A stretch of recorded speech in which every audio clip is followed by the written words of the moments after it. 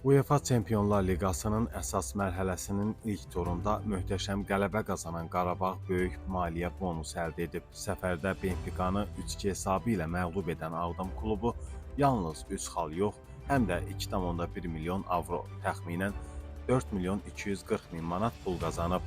Qeyd edək ki, UEFA qitənin bir nömrəli klub turnirində qələbəyə görə hər komandaya 2,1 milyon avro mükafat verir.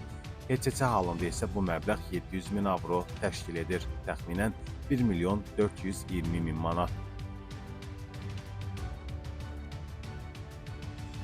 Qarabağa uduzan Portuqaliyanın Benfica klubu baş məşqçi Bruno Lage ilə yollarını ayırıb. Bu barədə Lissabon təmsilçisinin prezidenti Rui Costa məlumat verib. O bunun üçün təəssüfləndiyini bildirib. Funksioner həftə sonunadək yeni baş məşqçinin təyin ediləcəyini sözlərinə əlavə edib.